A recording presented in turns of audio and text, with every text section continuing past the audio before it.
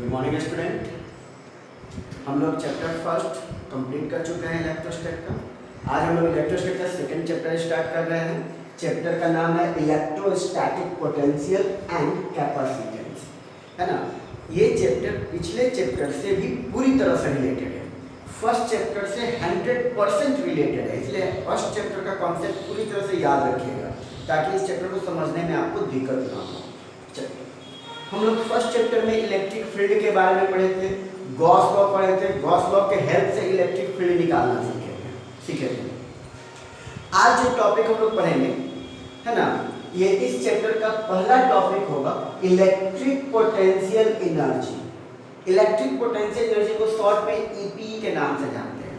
ये electric potential energy क्या है, क्या होता है, इसको समझने के लिए सबसे पहले हम लोग आज पोटेंशियल एनर्जी को पहले समझते हैं कि पोटेंशियल एनर्जी क्या होता है। देखिए, आप पोटेंशियल एनर्जी कैसे फील करेंगे कि अच्छा इस बॉडी में एनर्जी है। तो आप देखिए, आप इस बुक को देखिए। हम इस बुक पर, हमने इस बात को 11th क्लास में भी जिक्र किया है ना। हम इस बुक पर फोर्स लगा के इसमें कुछ वर्क डन करते हैं और ये वर्क डन करने पर इसका शेप और साइज क्या हो गया, चेंज कर गया। यानी इसका पोजीशन पहले हॉरिजॉन्टल था, अब कर्व हो गया, मतलब पोजीशन में चेंज हो गया, कॉन्फ़िगरेशन चेंज हो गया, ठीक। लेकिन जैसे ही हम ये फोर्स हटाते हैं तो फिर ये अपने ओरिजिनल पोजीशन में आता है। इसको हमने तो ओरिजिनल पोजीशन में नहीं लाया, आखिर ये किसके कारण अपने ओरिजिनल पोजीशन को रीगेन किया, है ना। ये सोचने वाली बात है। तो देखिए, एक्चुअली में होता क्या है कि जो हम वर्क डन करते हैं वो वर्क डन बॉडी के अंदर एक एनर्जी के रूप में स्टोर हो जाता है, ठीक। किसके कारण? Due to their change in position and configuration. यही स्टोर एनर्जी को हम लोग किस नाम से जानते हैं? Potential energy. इसी को हम लोग किस नाम से जानते हैं? Potential energy. यानी कि जो हमने वर्क डन किया वो वर्क डन इसके अंदर किस रूप में स्टोर हो गया? पोटेंशियल एनर्जी के रूप में। और जैसे ही हम अपना फोर्स लगाते हैं तो ये अपने ओरिजिनल पोजीशन को क्या कर देता है? रीगेन कर लेता है कि नहीं। इसका मतलब क्या है? एनर्जी का डेफिनेशन हम लोग शुरू से क्या पढ़ते हैं? The capacity to do work, यानी वो कैपेसिटी जो वर्क करने के लिए अवेलेबल है उसी को हम लोग क्या कहते हैं? एनर्जी कहते हैं। वही आज यहाँ बुक में हुआ है। हमने जो वर्क डन किया और जैसे ही हमने इस फोर्स को रिलीज किया तो इसके अंदर स्टोर एनर्जी ने क्या किया? वर्क डन किया। वही वर्क, वो वर्क डन हमारे द्वारा किए गए वर्क डन के अगेंस्ट में था, अपोजिट में था, है कि नहीं। वही वर्क डन को किस नाम से जानेंगे? Potential energy. तो सबसे पहला बात क्या समझे कि पोटेंशियल एनर्जी किसको कहेंगे? The stored energy due to position and configuration of a body is called potential energy. तो पोटेंशियल एनर्जी समझ में आ गया। आइए, पोटेंशियल एनर्जी का अगर कांसेप्ट क्लियर है तो आप इलेक्ट्रिक पोटेंशियल एनर्जी को बहुत ही अच्छे से समझ सकते हैं, कोई दिक्कत नहीं होगा। ये 11th क्लास में 100% बेस्ड है। चलिए, इलेक्ट्रिक पोटेंशियल एनर्जी क्या करता है? कहता है कि मान लीजिए कि आपको बहुत सारा चार्जेस दिया हुआ है, अगर उसमें से किसी एक चार्ज के पोजीशन को अगर चेंज किया जाए, ठीक, क्या कहता है कि the position of one or more charges is या are change then work may be done. जैसे ही कोई एक या एक से ज्यादा चार्ज के पोजीशन को आप चेंज करते हैं, हटाते हैं, दूर हटाते हैं, तो क्या इलेक्ट्रिक फोर्स के कारण वर्क डन होगा कि नहीं होगा? डेफिनेटली होगा। वही वर्क डन उस सिस्टम में किस रूप में स्टोर होगा? As their potential energy. फिर क्या कहता है? देख लीजिए फिर से, if the position of one or more charges is or are change then work may be done by electric force. ठीक है, तो वर्क जरूर होगा किसके द्वारा? इलेक्ट्रिक फोर्स के द्वारा। दिस अमाउंट ऑफ वर्क, वो अमाउंट ऑफ वर्क डन कौन किसके द्वारा किया गया? वर्क डन इलेक्ट्रिक फोर्स के द्वारा, है ना। This amount of work done is stored as their potential energy. वो वर्क डन उस सिस्टम के अंदर किस रूप में स्टोर होगा? पोटेंशियल एनर्जी के रूप में स्टोर होगा, ठीक है। और ये वर्क डन किसके द्वारा किया गया है? इलेक्ट्रिक फोर्स के द्वारा। तो उस स्टोर्ड एनर्जी को ही हम लोग किस नाम से जानेंगे? This energy is called electric potential energy. उसी स्टोर्ड एनर्जी को हम लोग किस नाम से जानेंगे? इलेक्ट्रिक पोटेंशियल एनर्जी के नाम से जानेंगे, ठीक। लेकिन इलेक्ट्रिक पोटेंशियल एनर्जी बेसिकली क्या है? जो हम वर्क डन करते हैं वही वर्क डन उसके अंदर स्टोर होता है। हमने 11th क्लास में आप लोगों को बताया भी है, प्रूव भी किया है क्या कि वर्क डन जो होता है, यानी कि पोटेंशियल एनर्जी जो होता है वो इक्वल होता है किसके? Negative of the work done के। यहाँ पर आपको कॉन्सेप्ट याद रखना होगा। Since we know that electric potential energy is equal to the, दोनों बार इक्वल टू लिखा गया है, equal to the negative of the work done by electric force. हम लोग अच्छी तरह जानते हैं कि पोटेंशियल एनर्जी इक्वल होता है negative of the work done, इसलिए इलेक्ट्रिक पोटेंशियल एनर्जी किसके द्वारा इक्वल होगा, negative of the work done by electric force के। पहले आप इसको लिख लीजिए, अब इसका मैथमेटिकल टर्म हम लोग एनालाइज करेंगे। लिखिए, अब इसको आप देखिए मैथमेटिकली कैसे अप्रोच करेंगे। ये हम लोग का एक रीजन है, रीजन कहने का मतलब एक ऐसा फील्ड जहां पर इलेक्ट्रिक फील्ड एस्टैब्लिश्ड है।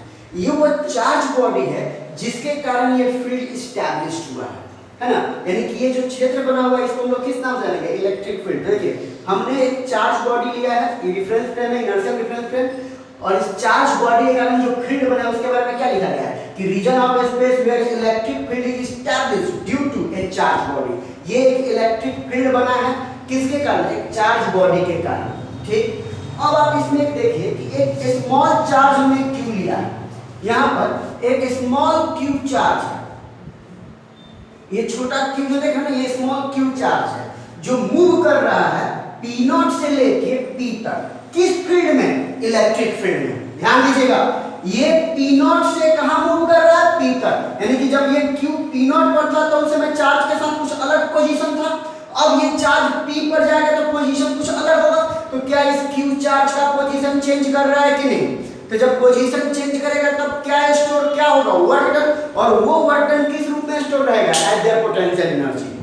चलिए, जिस पॉइंट से ये चार्ज मूव करना शुरू किया है उस इनिशियल पॉइंट को हम लोग रेफरेंस पॉइंट कहेंगे। यानी कि P नॉट मेरा रेफरेंस पॉइंट है और ये P नॉट से कहां तक गया है, P पॉइंट तक। P पॉइंट को गिवन पॉइंट कहेंगे। मतलब कि इस रीजन ऑफ स्पेस में एक स्मॉल चार्ज Q जो है, ठीक है, वो मूव कर रहा है रेफरेंस पॉइंट P नॉट से P तक, और इसके मूव करने के कारण पोजीशन में, चार्ज बॉडी से पोजीशन में क्या हो रहा है, चेंजिंग हो रहा है। और इस चेंज के कारण इसके अंदर पूरे सिस्टम में क्या स्टोर हो रहा है, पोटेंशियल एनर्जी। अब देखिए इसको वर्ड में कैसे लिखेंगे।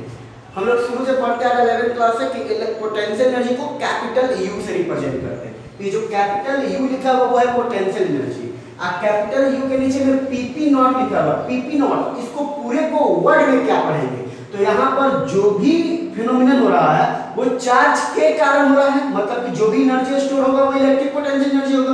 तो इस U को क्या बोलेंगे, इलेक्ट्रिक पोटेंशियल एनर्जी। ठीक, इस पूरे को वर्ड में क्या बोलेंगे, तो electric potential energy of charge Q। इस Q चार्ज का पोटेंशियल एनर्जी किस फील्ड में, इन इलेक्ट्रिक फील्ड। वो इलेक्ट्रिक फील्ड किसके कारण एसोसिएट हुआ है, चार्ज बॉडी के कारण। इन इलेक्ट्रिक फील्ड कहां पर का है, तो ये P पॉइंट पर का पोटेंशियल एनर्जी है, किसके रिस्पेक्ट में, P नॉट के रिस्पेक्ट में। देखिए इसको वर्ड में क्या लिखा गया है, U PP नॉट को वर्ड में आप क्या लिखेंगे, electric potential energy of charge Q in field, in electric field at point P relative to the reference point P nought. ठीक, अब उसी प्रकार बोलिए अगर आपसे कोई पूछ दे कि बताइए भैया आप इसको वर्ड में क्या पढ़ेंगे, अगर ये लिखा है ना, PQ को लिख देता है, इसका मतलब क्या कहेंगे, तो इसको कहेंगे electric potential energy at point P। Small charge का कहां पर का पॉइंट पर का, P पॉइंट पर, किसके रिस्पेक्ट में, Q पॉइंट के रिस्पेक्ट में। तो इसको वर्ड में आप पढ़ना सीख गए। UPP नॉट को एकदम इसको बढ़िया से समझिएगा।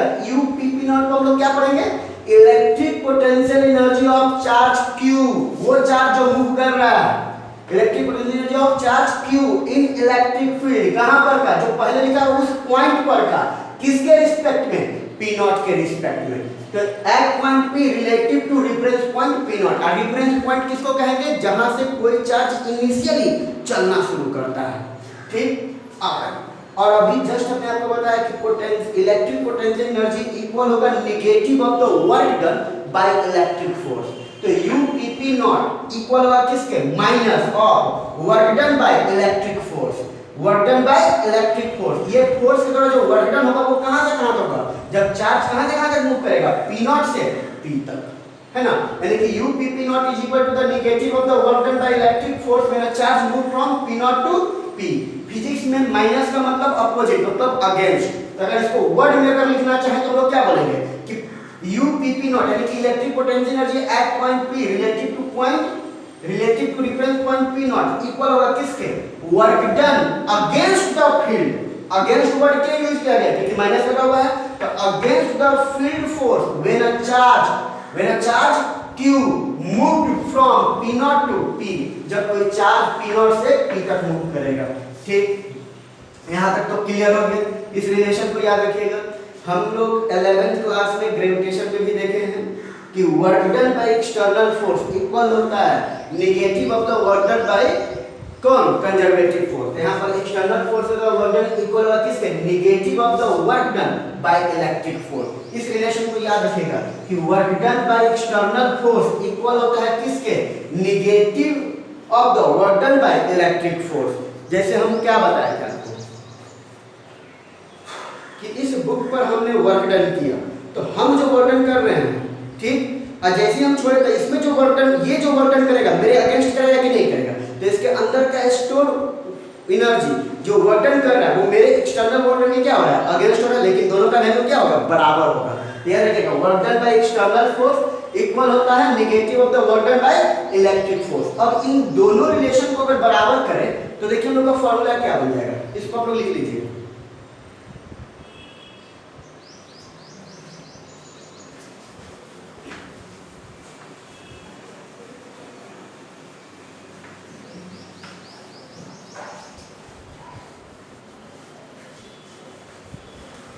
अब आइए इन दोनों को कंबाइन कीजिए, इन दोनों को देखिए तो क्या होगा, लिखेंगे क्या कि so we have, so what we have, तो हम लोग के पास एक फार्मूला के रूप में हो जाएगा potential energy at P relative to point P not equal होगा किसके, वर्क डन अगर पॉजिटिव है तो plus work done by external force.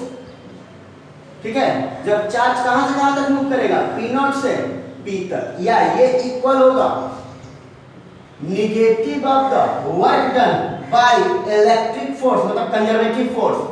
ठीक, कहां से कहां तक, P नॉट से P तक जब चार्ज मूव करेगा। यही आपका मेन फार्मूला निकला है। इसी पर पूरा कॉन्सेप्ट बेस्ड है ये पूरा चैप्टर का, इलेक्ट्रिक पोटेंशियल एनर्जी। ये हो रहा है सोल है, याद रखिएगा electric potential energy at point P relative to point P nought is equal to the plus में होगा work done by external force when charge move from P nought to P, या इक्वल होगा negative of the work done by electric force when charge move from P nought to P। चलिए ये आपका relation हो गया। अब आइए हम लोग को 12th क्लास में खासकर इस चैप्टर में हम लोग को रेफरेंस पॉइंट जो है वो मान के चलना है, वो कहां पर होगा, इंफिनिटी पर। पहले इसको लिख लीजिए आप लोग जल्दी।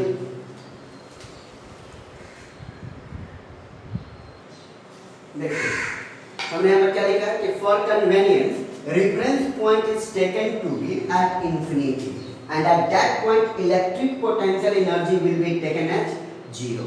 याद रखिएगा हम लोग 12th क्लास में जब पढ़ेंगे तो हम लोग रेफरेंस पॉइंट को मान के चलेंगे कि वो कहाँ पर है, इंफिनिटी पर। क्वेश्चन में गिवन नहीं है कि रेफरेंस पॉइंट कहाँ है, यानी कि शुरू पॉइंट नहीं दिया हुआ है, तो हम लोग कहाँ मान के चलेंगे, इंफिनिटी। और इंफिनिटी पर इलेक्ट्रिक पोटेंशियल एनर्जी का वैल्यू कितना लेंगे, जीरो। इसका मतलब यहाँ पर रेफरेंस पॉइंट का काम कौन कर रहा है, पी नॉट। तो पी नॉट किसको टेंड करेगा, इंफिनिटी को, यानी कि potential energy at P not को हम लोग लिख सकते हैं पोटेंशियल एनर्जी एट इंफिनिटी, और पोटेंशियल एनर्जी एट इंफिनिटी का वैल्यू कितना होगा, जीरो। याद रखिएगा। अब देखिए हम इस कांसेप्ट को और डिटेल एक्सप्लेन करते हैं।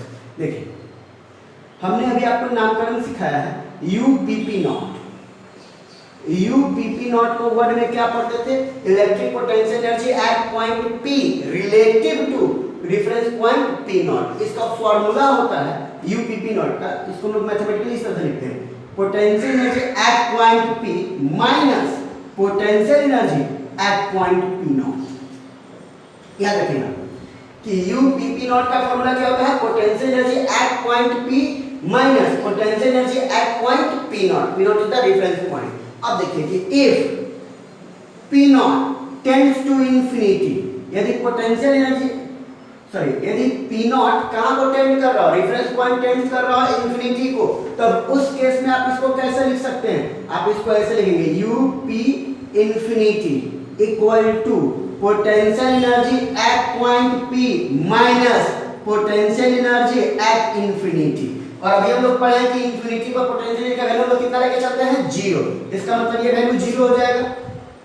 तो potential energy at P relative to infinity is equal to U P minus zero. मतलब potential energy at point P relative to point infinity, यानी कि रेफरेंस पॉइंट अगर इंफिनिटी है तो इसका मतलब पोटेंशियल एनर्जी इक्वल होगा किसके, सिर्फ और सिर्फ पॉइंट P के पोटेंशियल एनर्जी के।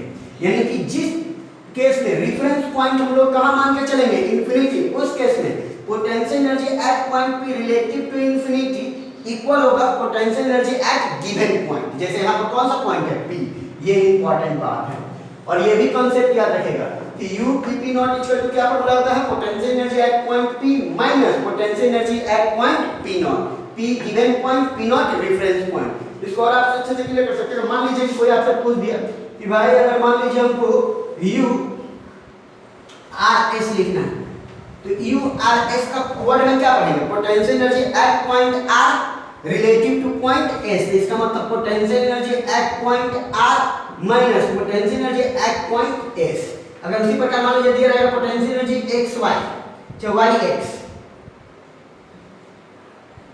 अगर y x दिया रहेगा तब उस केस में हम लोग क्या लेके चलेंगे, तो इसको देखिए ये गिवन पॉइंट हो गया y, तो potential energy at point y minus potential energy at point x, यानी कि फाइनल माइनस इनिशियल, ये हो गया। इसी को हम लोग बोलते हैं चेंज इन पोटेंशियल एनर्जी, है ना। इसको आप चाहे तो शॉर्ट में इसको ऐसे भी लिख सकते हैं, डेल यू, यही होता है इक्वल।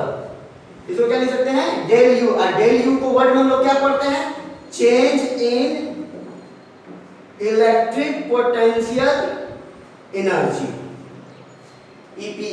ठीक है, इसको आप लोग लिख लीजिए। अब आइए डेरिवेशन पर।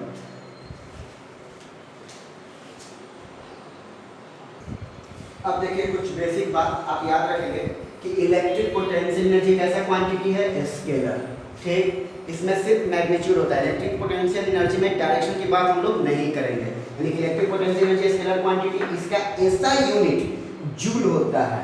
ठीक, जिसका डायमेंशनल फॉर्मूला ml² e⁻² होता है।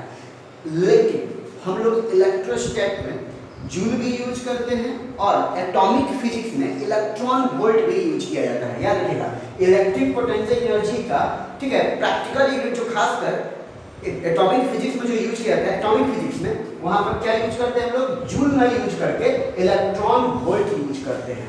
यानी कि इलेक्ट्रिक पोटेंशियल एनर्जी का एक अदर यूनिट क्या है, इलेक्ट्रॉन वोल्ट। एक इलेक्ट्रॉन वोल्ट किसको कहते हैं, देखिए एक्चुअली इलेक्ट्रॉन वोल्ट का डेफिनेशन क्या करता है, हमने यहाँ पर मेंशन किया है कि it is the energy gained or lost by an electron in moving through a potential of 1 volt। 1 volt potential में यदि कोई चार्ज मूव करता है और मूव करने के कारण यदि वो जितना एनर्जी लॉस करेगा या जितना एनर्जी गेन करेगा, वही एनर्जी कितना कहलाएगा, 1 इलेक्ट्रॉन वोल्ट कहलाएगा। याद रखिएगा कि यदि कोई चार्ज, ठीक है, इलेक्ट्रिक फील्ड में, यानी जिसका पोटेंशियल कितना हो, 1 वोल्ट हो, और उसमें यदि कोई चार्ज मूव करता है तो उसके मूव करने के कारण कौन चार्ज, इलेक्ट्रॉन, एक्चुअली कौन चार्ज, इलेक्ट्रॉन। यदि कोई इलेक्ट्रॉन इलेक्ट्रिक फील्ड में मूव करता हो, ठीक है, तो उसके मूव करने के कारण जितना एनर्जी लॉस या जितना एनर्जी गेन होगा, कितना पोटेंशियल में, 1 वोल्ट में, उसी लॉस्ट और गेन एनर्जी को हम लोग किस नाम से जानेंगे, इलेक्ट्रॉन वोल्ट। तो याद रखेंगे 1 इलेक्ट्रॉन वोल्ट इक्वल टू होता है फॉर्मूला, वो वैल्यू होता है, याद रखिएगा 1.6 × 10⁻⁻19 जूल। हमेशा याद रखिएगा 1 electron volt equal to 1.6 × 10⁻⁻19 joule. यहाँ तक आपका ये पूरा क्लियर हुआ। अब हम लोग जो अगला लेक्चर देखेंगे उसमें डेरिवेशन और न्यूमेरिकल्स भी होंगे। ठीक है, इसको आप लोग लिख लीजिए, वो भी लेक्चर बहुत जल्द आएगा आपका। That's enough for the day. Thank you.